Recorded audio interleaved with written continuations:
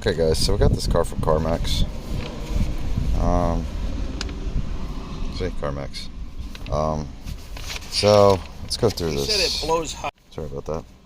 So if you look here, it says AC not cooling. It states AC not cooling. It says the AC condenser is leaking. Compressor not circulating. Serpentine belt noisy when AC is turned on. Replaced condenser and compressor. Receiver jar required. So according to the customer, they told them not to replace it, and they did. Here it says they tested the battery. Battery was at 426 cca at a 750. So I guess they had jump started a bunch of times. Came down here, I guess they got a rental car. Go to the next page. Over here they said that customer says the oil leaks. I'm assuming they're low on oil. And they found no leaks, but they said the fuel was the oil was saturated with fuel, and that's normal, but that's not normal. It shouldn't be saturated. You'll have some fuel in there, but it shouldn't smell like gas. Customer declined. Then they said the AC condenser was leaking, which, from what the customer told me, they said that it wasn't leaking. That they just put a new one on. So I don't know. I don't know what happened here. Getting mixed information. But what we're going to do is we're going to go out there. We'll quick do a visual, and we'll put our gauges on, and we'll check that. We'll see what's going on here.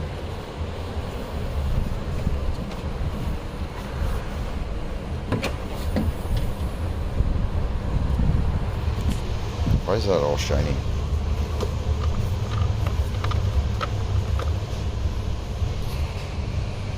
Somebody spilled oil everywhere.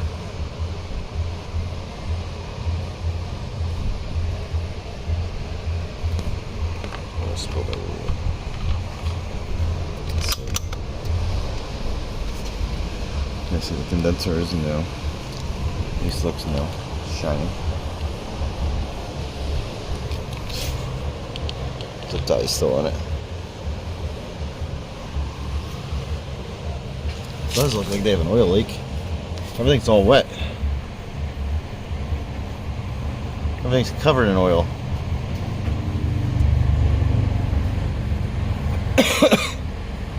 So we'll have to check that out. I don't know where their thing is for down here. It's awfully rusty though. But we'll hook our gauges up and we'll check it. Let me get my gauges.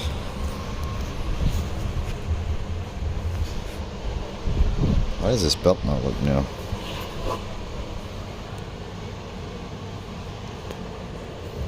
This does not look like a new belt. I don't even see any numbers on it.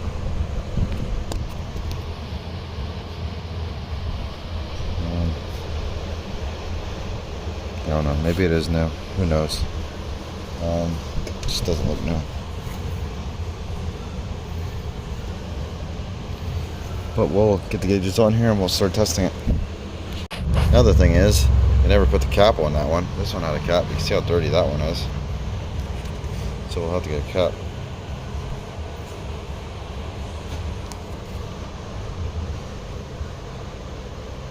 Then I don't know why they didn't replace this line. Okay guys, so got my gauges hooked up. Let's see if we got any pressure in here. Oh, we do have pressure.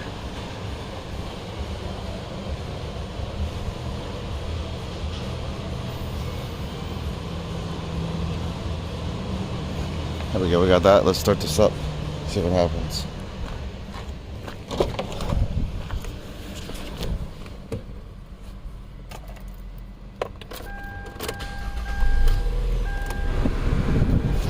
MaxiSYS. See what happens to our pressures.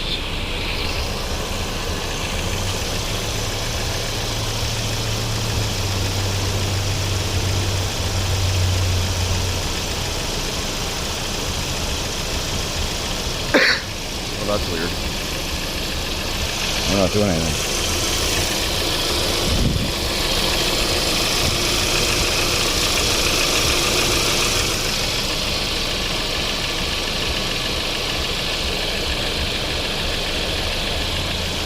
even pumping anything. Okay guys, so I printed out the theory of operation of this. So it's a variable swatch plate compressor. So it's going to change the movement, how much angle I guess it gets inside the compressor. It's 2 wires right here, the control valve. So I'm assuming they probably put a cheap aftermarket compressor on here, and that's going to cause our issue right here. We just have power and a ground. I'm waiting for my Labscope to power up, and then we'll connect to the compressor right here, and we'll see if we got our signal. Guys, so I'm probed into the wires right there, and we got 5 volts on both of them. I've tried tapping the ground to it was the brown and orange right there. I tried tapping this, and I think this is supposed to be a 12 volt signal. It's 5 volts. I think this is their bias voltage. If I tap this to the ground, it pulls both of them in the ground really easily by tapping this, and I see no pressure increase. Oh, that's another thing too. So it says our AC compressor is commanded on, like we're requesting it from the control panel, but our compressor turned on by the ECU is off. So I've seen this on these. So what I want to try to do is I want to try to measure the resistance inside the I'm gonna disconnect the connector and we'll front probe it and we'll check the resistance. So we got 12.6 ohms on our compressor connector right there, which is within spec. It says 10 to 11. And what's weird is our yellow trace, which should be our ground because it should be our brown and orange, is showing voltage, and our blue and orange is showing ground. But I'm just thinking that this might still be a bad compressor. I've seen this happen with these Kias and Hyundais where you get an aftermarket compressor and the resistance is right, but the control goes away so fast, or it doesn't add control because it sees something wrong, and it sees something wrong with inside this solenoid, and then we can't, like the car doesn't control it, and you can put a new ECU in and it'll do the same thing because it's something with these aftermarket ones. So let's see if I can get a factory compressor and we'll just connect it up and see if the car likes it. And if the car likes it, then we know it's a compressor. Okay guys, so we're connected up with power probe. We're just going to add power and ground. There's our ground going on this side, power going on the other side, so we're just going to add it real quick. And look at our pressure. Our low side's coming down, high side's going up. Look at that. Shut it off. And you can actually hear the compressor turn on. This one. So, what I'm thinking is happening, and you can see the pressure went up when the scan's off. I turn it back on.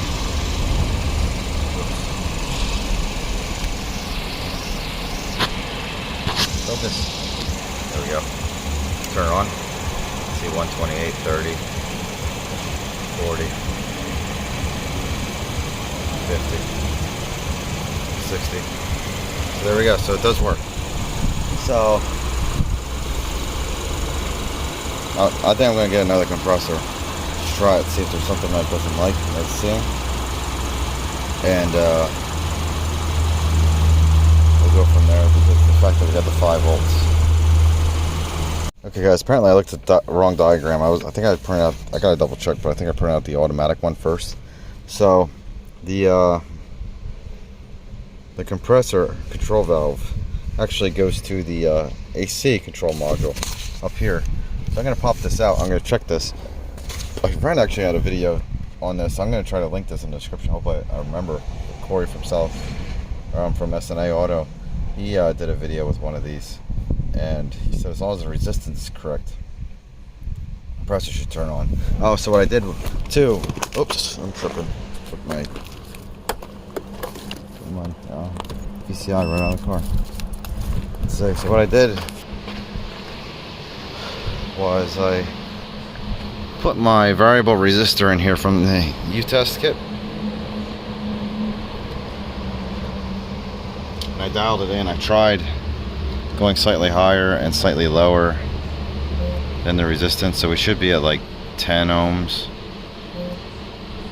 Well, we're at 9.5. Let's go up a little bit.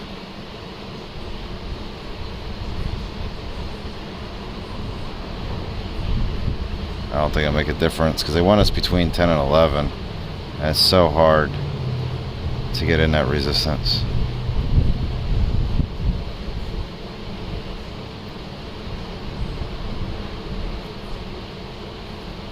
See what I mean? So we're at 11.11. Like, it has to be close enough.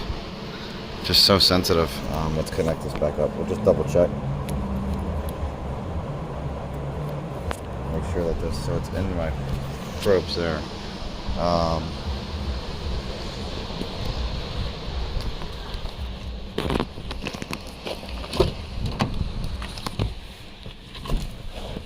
Let's see. Let's turn this key on. The only other thing that could be a possible variable is the voltage drop through the probes, because they're not designed to carry a lot of current. 1 amp max.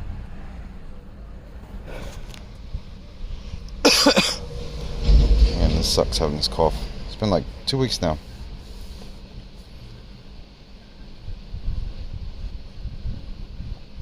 See, still not being turned on by the car.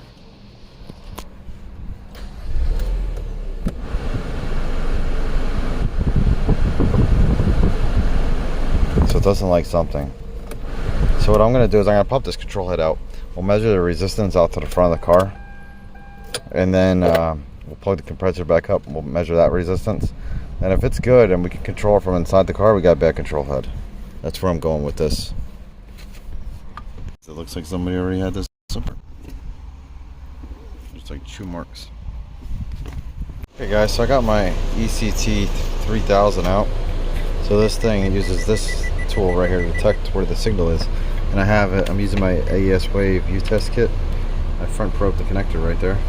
So this thing outputs a signal, and you can see it'll be a little hard to pick up depending on where you're at. It'll pick this up, so we should have this signal inside because this should be the good wire. So what I want to do is unplug this control panel. See, it goes off in here. So we'll unplug this control panel so we can find out where our brake is. Maybe.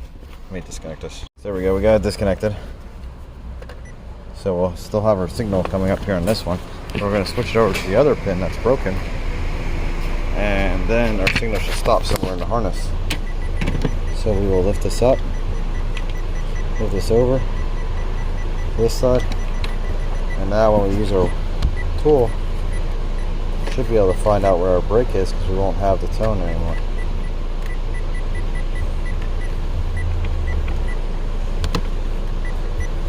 So our tone's still coming up here.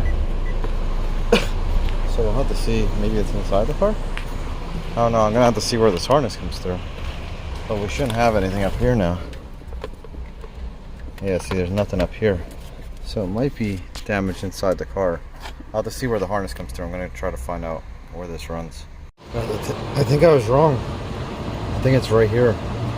So I move this. I turn my sensitivity down. Oh no, it's not picking it up. Let's try to turn it up just a little bit. I turn the sensitivity down.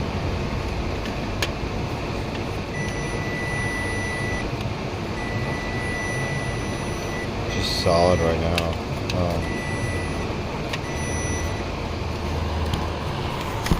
Let's see, where can we get this to where it's constantly going off?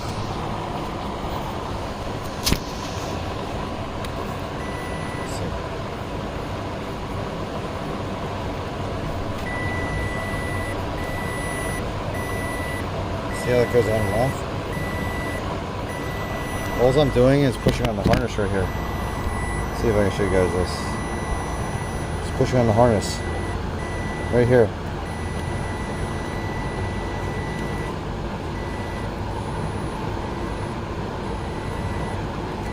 So I'm going to cut this harness open right here and we're going to see if it's damaged in there. Guys, I found it. Right there. See that shiny part? That's probably from the tech that did the alternator. I mean, not the alternator, AC compressor. Look at that. I don't think there's any wire in there because I think they pulled the wire too tight, too hard when they yanked on it. Because I bet you before that we have a signal, and after it we don't.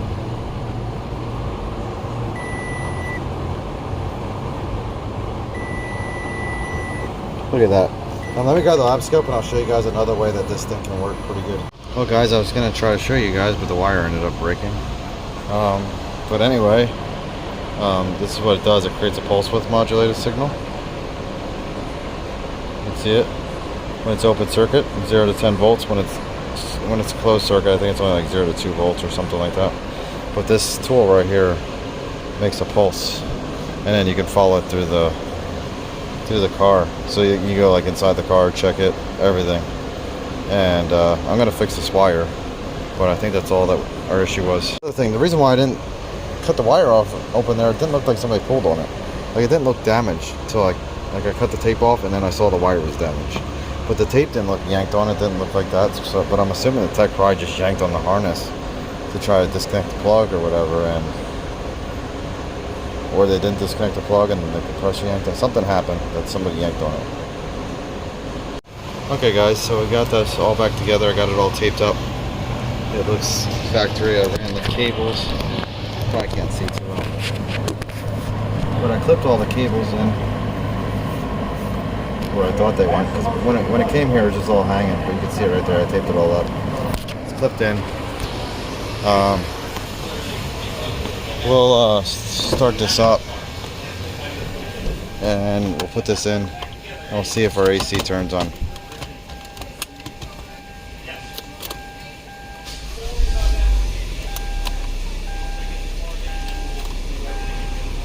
See if this gets cold. Hopefully this works. I didn't even try it yet.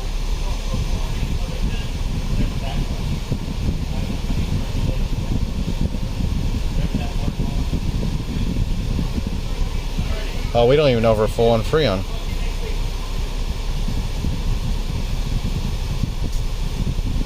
I guess we can grab this can tool, see if it's commanded on. Guys, had the car running for a little bit. I gotta put it back together. I hope my gauge is up, because I'm like, man, I can hear the compressor on, but look at this. We're really low on charge. See that 150 on the high? 15 on the low. It's like 100 degrees today, so we should probably have, I'd say, between 40 and 50 on the low. So I'm gonna evacuate this. We'll see how much is in there, and we'll recharge it. Okay guys, so we're gonna set this up to recover. So put up my gauges here.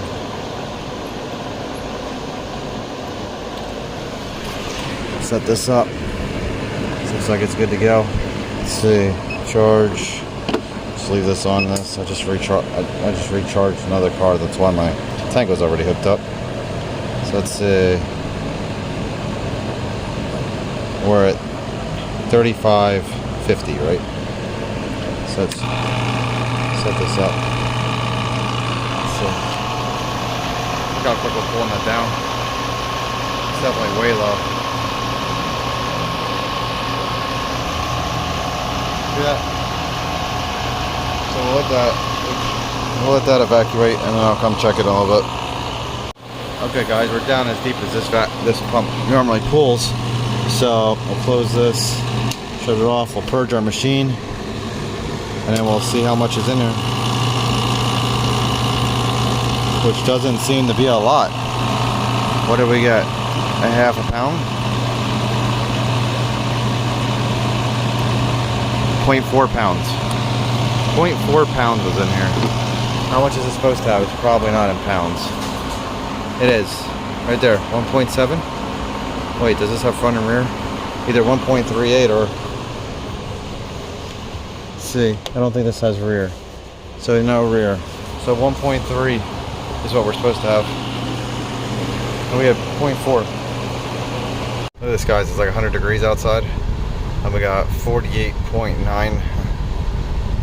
It's like 100. It's between 90 and 100 degrees outside. 48.7 coming out of the vents right now. It's only been running for a couple minutes. Oh, sorry. Look at this. 48.7. Wow. That's amazing. I know. With no gas. No, I'm not kidding.